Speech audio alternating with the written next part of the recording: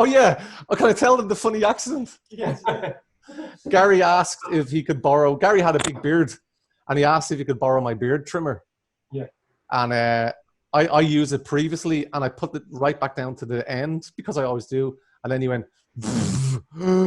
He just shaved a big strip of his beard away, so now he had to shave the whole beard. Oh my God. He's bald. Yes. So, Keith, you've been to lots of big festivals around the world. So, if you had an option to organize a festival here in Ireland, which 4 headliners you would have, except Cruachan? Well, it's easy, isn't it? Terrion, straight away. Yes. Yeah, isn't festivals in Ireland a shit show? Like, first of all, like the insurance to put on a festival here is ridiculous. That's why we don't get the same festivals they have throughout Europe. The fucking insurance is scandalous. And the few small events that were coming, they're great, and I have respect to everyone that puts them on. But we'll never see a Hellfest in Ireland because the insurance is just fucking Hellfest, ridiculous. But if I could put on a festival and have my pick of bands, 4 headliners.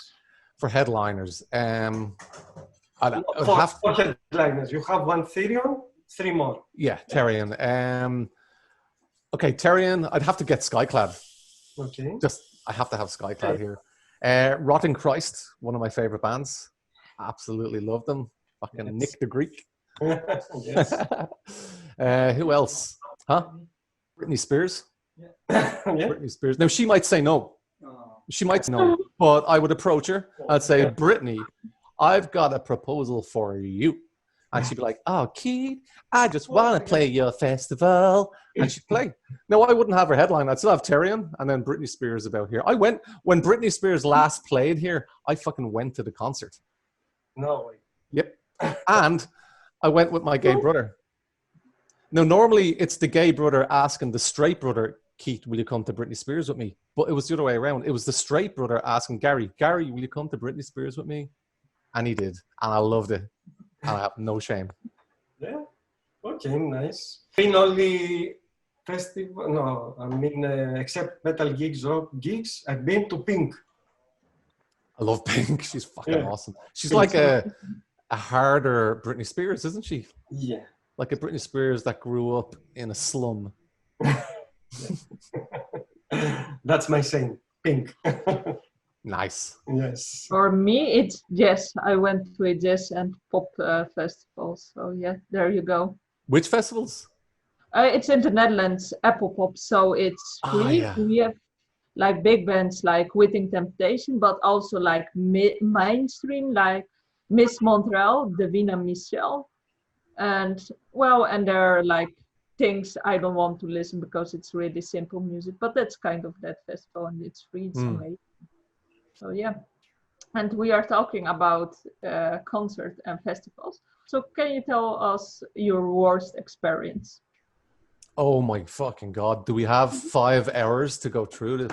I mean, anyone who knows Cruachan, if they're listening to this, they know exactly where I'm going. I know. I think I know. God. Now, there's a video on YouTube. Yes. But it's what happened to me.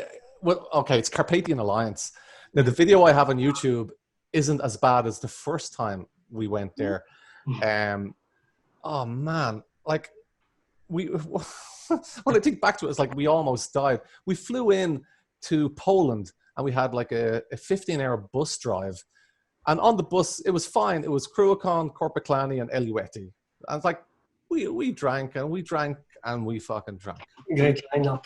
We drank and drank and drank and drank. Like, I remember the Corpaclani accordion player, fucking, I can't remember his name, vomits all over one of the chairs. And then, like, the singer, Yarko, sit into the vomit chair and goes asleep. We were just like, this is the most horrendous. But I mean, that wasn't the problem. The festival was good. It was up the hills in the Carpathian Mountains. Everything was fine. But the journey back to the airport was in like 36 degrees Celsius heat in a van with no windows. And it was 15 hours in that van sitting. It was just unbelievable. We were hallucinating. John Ryan remembers he sat in the front of the van because like, yay, shotgun. But he had the windscreen just burning him for the whole thing. We'd no windows. The driver would roll his window down this much and put it back up. At one point, we stripped off to our boxer shorts, and we were still hallucinating. And we said, never again. Never again. You just fly us directly. The closest airport was an hour's drive, but to save money, they flew us fucking into Poland and drove us for 15 hours. It was a nightmare. I don't want to sound like a prima donna fucking, diva, but it was so bad. We said, we're never going to do it again. And then 4 years later, we did it again. And it was worse. It was worse beyond worse could be. And I made a video thing, and it's on my YouTube channel, Cruachan Keith. Check it out. And just look at Carpathian. Just do a search on my Cruachan Keith channel for Carpathian Alliance, and just watch that video. It is just madness. And there's stuff like, we arrived at the venue or location at 2 a.m. and to get off the bus, and it was just darkness, some buildings, and nobody there. We're in the middle of the Carpathian Mountains here in a forest. Like, what do we do? The organizer didn't have anyone to meet us. It was us and Horna, the black metal band. Fucking lunatics. 15 hours in a van with Horna. It was almost fights. But they're grand guys. We actually had a great time with them. We got out of the van. There was nobody there. And we're like, what the fuck do we do? Like, are we going to sleep in a field while there's bears and wolves prowling in the fucking Carpathian Mountains? So we broke into a house. We smashed the lock and pushed the door open. So it turned out where the festival is, it was a kind of a Soviet ski resort. In the summer, it's spare. So the Ukrainian Olympic team were there training, and that's where all the fans were staying. So basically, we broke into a house because we were desperate, and it was just like some fans woke up and like, oh, are you Cruachan breaking into our room? It was like, yeah, we've nowhere to stay. But then whoever we woke up managed to wake the organizer, and the organizer got out of bed and gave us somewhere to sleep. And it got just, and that's not on the video. It was the day after. I said, I'm going to start recording this because it's just madness. So yeah, in Alliance was my worst experience. Bing! That's really like interesting story. If you just send us the video, we can put it to the group. I will. Yeah, definitely. To see it. Very entertaining. It's great. We remember saying at the lowest point, John Ryan turned around to me and says, Keith, in a few weeks, we'll be at home in Ireland and we'll have a fantastic story to tell. Just think of that. And I was like, fuck off. I'm going to get eaten by fucking wolves. So from the worst stuff, we go, I think, to the best. Tell us the crack about the 70,000 tons of metal. Yeah, I mean, it's always going to be 70,000 tons of metal. It's the best metal. I'm like, we've played, like Brutal Assault is one of my favorite festivals, and I love that. We played it twice. It's just so cool. We played Hellfest when Black Sabbath played. We were backstage with Black Sabbath, Rammstein, you know, personal heroes of ours. Hellfest is incredible. But, oh my fucking God, 70,000 tons of metal is, it's like the gold standard Nirvana fucking trophy wife of festivals. There's nothing compares to it. It's just so fucking good. And we've done it twice. Like, they actually got us back. And we did it this year. Like, so many bands have not played a show in 2020. We did 70,000 tons in January. So, yeah, it's amazing. You're just on a boat, surrounded by bands that you like, and the party mode, and we're all just one family, you know. It's great. And we did the Irish pub set, and man, oh man, that was so good. Yeah. And it was such we never did anything to that level before. We've done some acoustic shows, but we got the call for 70,000 tons 6 weeks before we set sail, and we were like, holy fucking shit, we've just committed to do 20 Irish ballads, and we haven't rehearsed a single one of them. And to go within 6 weeks from not rehearsing to what we did on the boat, and the reaction and the reception we got was phenomenal. And again, there's videos of that on YouTube. It was brilliant. And the amount of people singing along, like there's a mix of so many nationalities, but they all knew these Irish songs. And for me, I'm like, oh my God, I want to get up and sing the Irish national anthem. I was so proud. Everyone seems to know Irish ballads. It's insane. Yeah, great video. I've seen that. What is your opinion about the metal scene here in Ireland? Ah, we're into the generic questions now. Yes. What is your favorite color? The metal scene in Ireland, it's better. I think it's better now than it ever has been.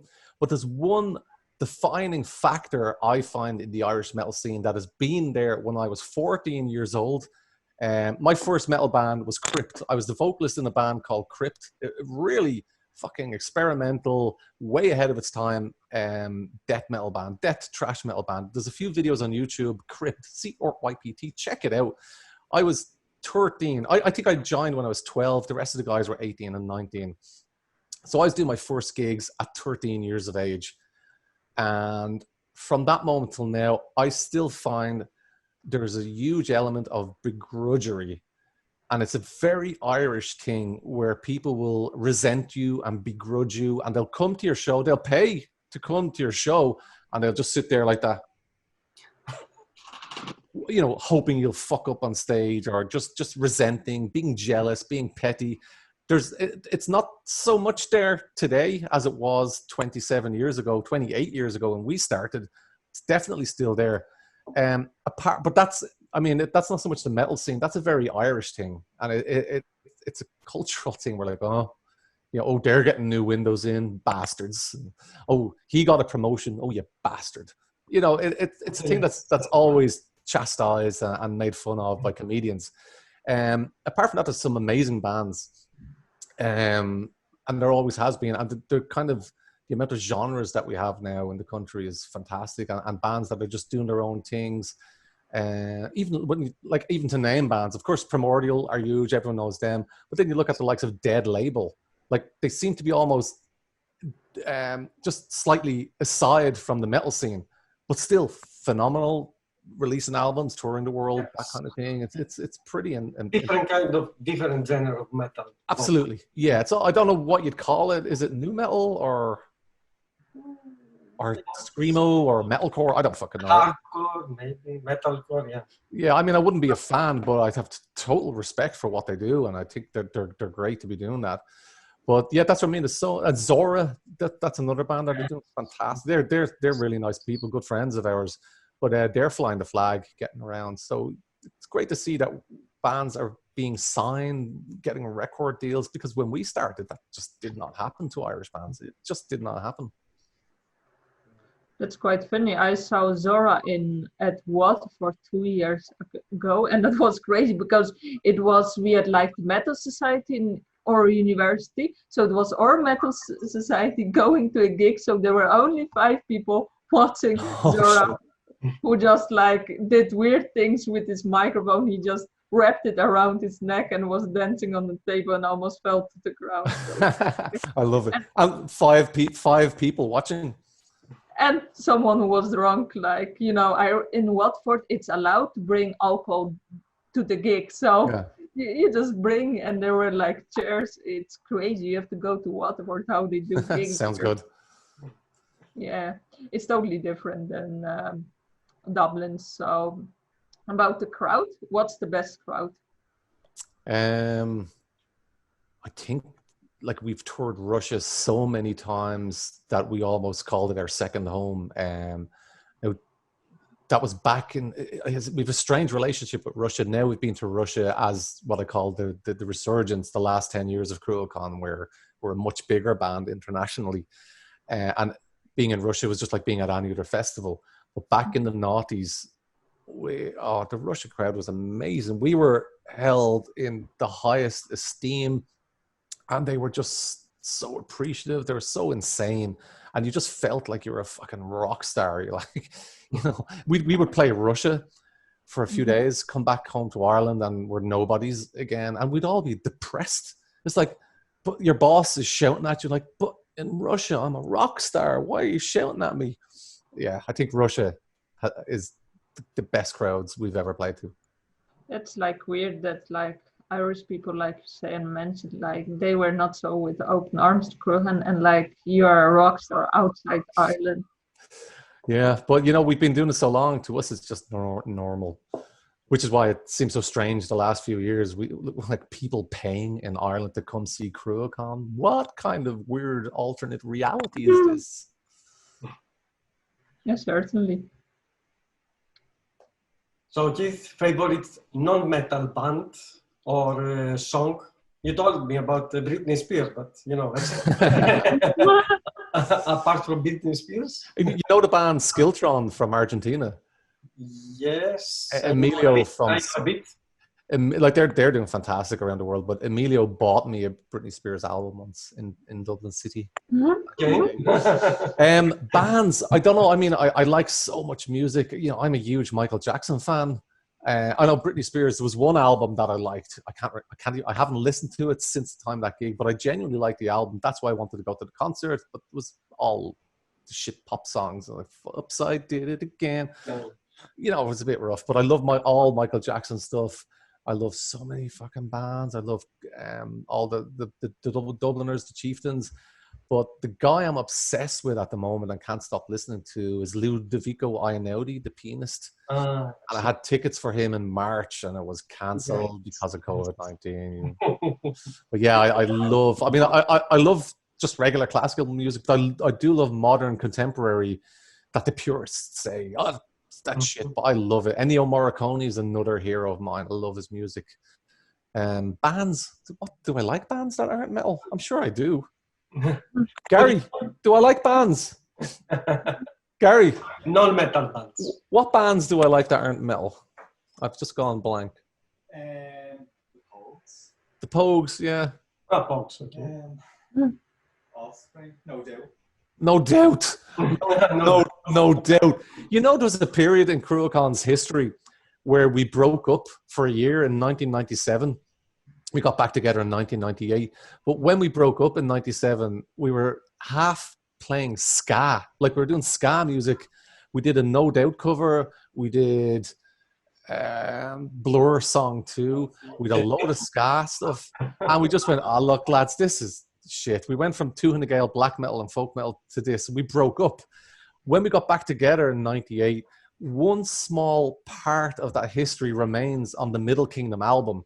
If you listen to the song Unstabled with the worst vocals I've ever done in my life, but if you listen to that song, the ska, you'll hear there's a little bit of ska music, and that's from that fucking crazy period that I never talk about. I've actually never spoke about that. I don't think, but here we are. Yeah, Cruachan, the ska years. What was a thing? How fucking insane is that? So would you cover a song from Michael Jackson? Oh, man. Cruachan style. I'd love to. I know the guys would just say, fuck you, Keith, because I've had some crazy ideas. Which one? I mean, Smooth Criminal was done by Alien Ant Farm, but I'd love to do a proper metal version of that. Yeah. Dirty Diana. Oh, man, imagine a fucking metal version. Imagine that on bagpipes. Oh, yeah, Dirty Diana, folk metal version.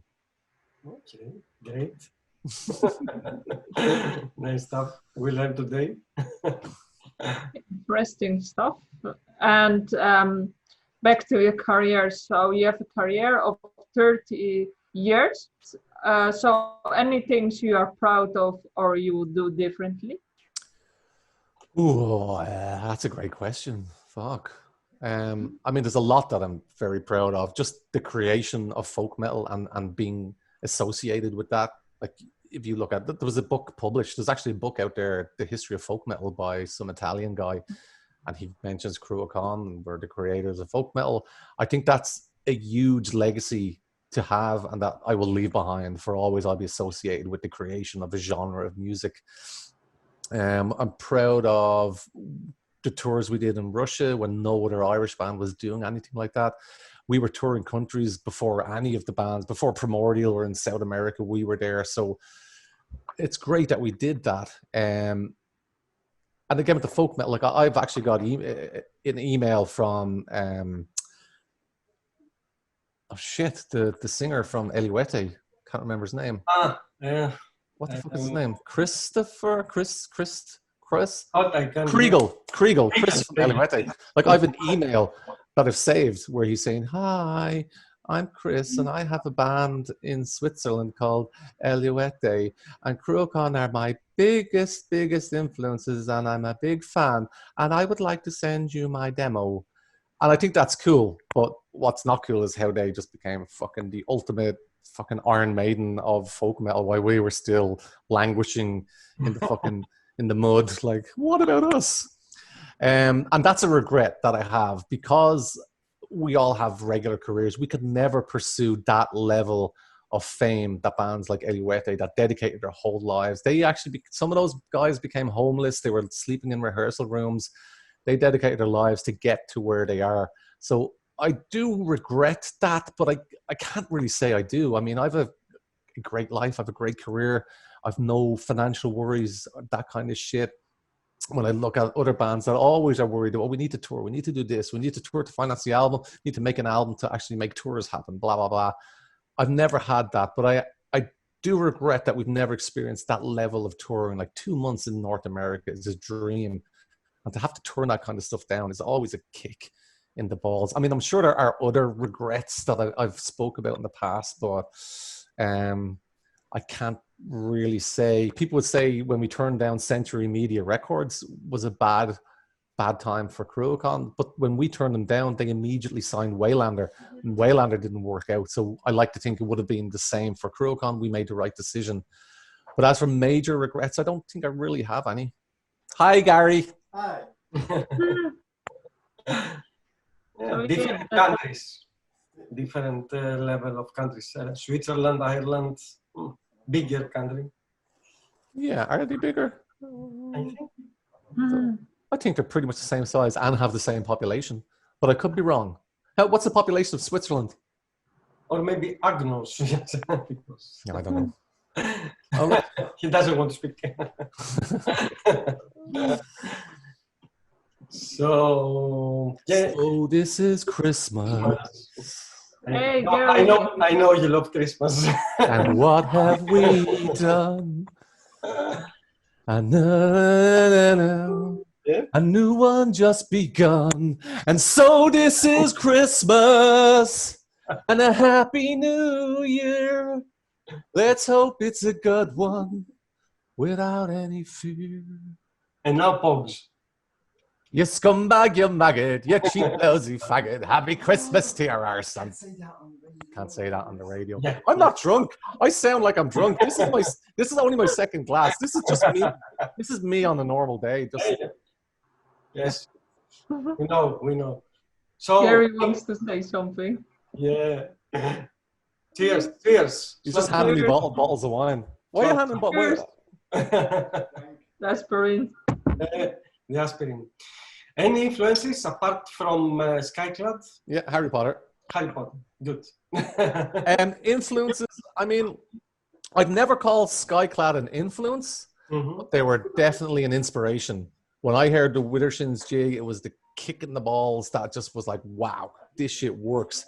Inspiration, I'd have to say, okay, that sounds shitty about Skyclad. Skyclad were and are remarkable, and I love them, and I am a fan, as much a fan of Skyclad today as I was back then. And for me personally, to be playing on stage with Skyclad is and always has been a dream come true. But they were they were definitely very influential in forming Cruachan and what I went on to do. But influence-wise, where I felt like a strong influence to get Irish music melded into heavy metal and rock was the Horselips. Okay. And again, they pretty much did in the 1970s and the early 80s what we're doing now. They had Irish folk music mixed with like the heaviest music of the time, which was just kind of rock. But some of their stuff is fucking incredible. And they're great guys. I've connected with them over the years, and we're meant to be collaborating in some way or playing concerts together, but it never seemed to happen. Horselips a very big influence. Good band. Yeah, very good band. They are. You always hear them in strip clubs. Yeah. You don't. I just said that. I just said that for a laugh. I don't go to strip clubs. Me too. Me neither. I do. You do? Oh, we were talking about this in the last virtual pub. We were all talking about playing South America, and we were in Santiago, and Pete from Ensiferum Matthias from Fintro were talking about Santiago with the crazy, crazy place. And Cruachan's memory of Santiago is going to a place called Coffee and Legs, where it's a load of strippers that sell you coffee and just strip. And apparently, like, businessmen in Santiago go at 8 o'clock in the morning, get their coffee, see the boobs, like, oh, boobs. And then they go to work. It was fucking insane. It's like, what? Coffee. Yeah, drink your coffee. You're in there for 5 minutes while full-on stripping things take place. Oh my God. So yeah, Santiago is a great place. Like, heavy metal people outnumber every other type of people. It's mad. It's just a country of metalheads. Great story. Great story, like crazy. Crazy stuff around the world. Indeed. And I haven't even scratched the surface. I'm not drunk, honestly. The surface. I haven't scratched the surface. There's my mum. That's my mum. Yep. Hi, Mom. Hi. Hello. That photo was taken at her last ever game of bingo, and she passed away 1 week after that photograph. So that's a very treasured photo beside the Terminator robot and a dragon and a vivarium with no lizards. And above the vivarium is loads of xenomorphs from Alien. Just Keith's house. It's a bit of a madhouse here. Sláinte. Sláinte. Aspirin sláinte. Aspirin. Is that the same drink, or have you got a new one? No, it's the same one. Oh my God, it'd be as hot as the sun. It's like lava in a glass. I will put some ice, it will be fine. So we can dedicate now one question to Harry Potter. So you are a big Harry Potter fan. So can you show us Harry Potter? Well, once upon a time, there was a boy who lived in a cupboard under the stairs in the Dursleys' house. Actually, I'll go one better. Yeah, I'm a big fan of movies and lots of kind of pop culture stuff. Lord of the Rings, Star Wars. I love Star Wars, but Harry Potter over the last kind of 10 years just clicked with me, and I don't know why. And my friends, it's something that people laugh at. It's like, oh, Harry Potter, you dope. I don't care. I love it. And I can clearly and distinctly remember when the first Lord of the Rings movie came out and the first Harry Potter movie came out, and the media and the press and the newspapers kept comparing them. And I'm like, stop comparing Lord of the Rings to that stupid kids movie, Harry bullshit Potter crap. And it frustrated me so much. I hated Harry Potter, and I hated that they were drawing a comparison between Lord of the Rings and Harry Potter. It's shit. And then I remember my daughter Neve, when The Prisoner of Azkaban came out, I took her to the movies to see these shitty, stupid glasses movies. And I remember watching the first bit kind of going, this is actually really good. They look like Nazgul. But then there was some stupid kiddie parts. And I went, fuck this movie. And then over the years, just me and my daughter got into this routine of watching the movies as they came out. And suddenly I was hooked. I got the books, read the books, and was hooked. And I love how as the movies progressed and even the books, it got just that little bit darker and a little bit more serious. By the last movie, it's as far as I'm concerned, it's like an old Hammer horror movie. Everybody's being killed and it's crazy. So yeah, it clicked. And now I got really into collecting the books. I collect translations of the books from all over the world. I've got a huge collection at the moment, and I've got some of the super rare versions, first editions, you name it.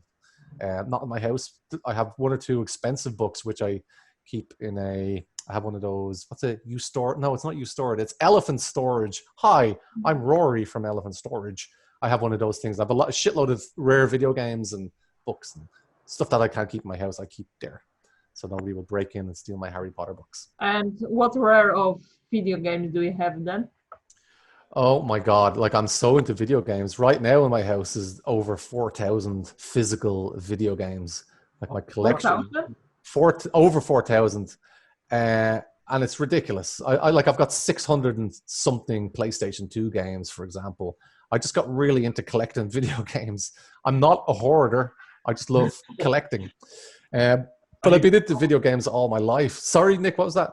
Are you going to open a store? When people go to my bedroom where I have them on display, it's like a video game shop. It's crazy. But yeah, I got into video games years ago with the Sega Master System, and then the love of my life was the Commodore Amiga, and Amiga is obviously Spanish for a female friend. It was a great name for a computer. All these little nerdy, single, geeky guys with their little computer as their girlfriends. And yeah, I got into console gaming much later in life. I always thought console gaming was for assholes and idiots, but turned out I was wrong. I love console gaming, and that's what I do most of my gaming on now. PC gaming I love, and I miss the days of the old school flight simulators, because modern flight sims are just not like they used to be. But right now I'm playing through Fallout 4, and my favorite game of all time is Elder Scrolls Oblivion. I fucking love that game. I love that game more than my life. That's not true. I love my life. Thank you. Thank you. I was like feeling bad with my 200 games, but I can only think about you with so many games. But that's what I started about 2 years ago. I started my own YouTube channel doing video games, showing off my collection and just having fun. And like it hasn't taken off or anything like that, but I love it. I love sitting in front of the computer, the camera rolling and saying, "Hi guys, let me show you a shit game that you've probably never heard of." It's another little passion of mine, video games. And who is your hero then in the gaming industry? Ooh. I'd have to go with fucking Romero. What's John Romero. John Romero, yeah. I mean, the creator of Doom, like Doom. He's such a hero. Yeah, he's my hero as well. Really? Awesome. I have like Masters of Doom. So I read that book. I brought it to Ireland, and I'm just waiting for the day he comes. No way. Come and call, and then I want that he signs the book. That will be so awesome. Did you see in the news recently the thing about the Choctaw Indians in the United States? So No. During the Irish famine, the Choctaw Indians got together and they sent a small sum of money, but for them it was a huge sum of money, but they sent a small sum of money to help the Irish people suffering during the famine in 1740. Was it 1740, 1840? I've gone blank again. And then I think 3 weeks ago, that same tribe of Indians, I think they're expanded, slightly different name now, but it's the same group of Indians that sent that money to Ireland are now having major problems with COVID-19. A lot of people are dying, and they don't have the money or the healthcare to take care of the Native Americans. So they set up a GoFundMe page. And from out of nowhere, the Indian guys that set this up were like, what the fuck is going on? They exceeded their goal of, say, $20,000. They exceeded it within a day. And half the donations were coming from Ireland. Ireland remembers. We remember. And the elders didn't know. They got onto the internet and like, holy shit. In 1740, our tribe supported Ireland. And here we are now in 2020, Ireland is supporting us. It was in all the news. I thought it was absolutely fascinating. But the reason I'm telling this story is on the Irish news at 6, they interview Native American. And that's all they said, John Romero. And I'm like, that's fucking John, because he lives in Galway in Ireland. So and he's speaking about the famine and what the Indians did. And I'm like, will somebody please acknowledge that's the guy that invented Doom from id Software? But yeah, it just said Native American or something like that, or for whatever his tribe was, John Romero. I couldn't believe it. I'm like, do you guys know who this is? Yeah, exactly. He's now like investing here in Ireland, like he's documentary, and I heard he was here to Comic-Con. It's fantastic. Like what? Yeah. He's made his money, so fair play to him. He's just chilling and relaxing and drinking wine. Back to you. So you are organizing WizardCon, so you have your own thing. So can you tell us more about WizardCon? Yeah, well, I'm one of the guys that work on WizardCon. Melissa Hayward and Martin McIver are the guys that organize it. But it's a Harry Potter convention. I got involved with it last year on the second edition, and the second edition was phenomenal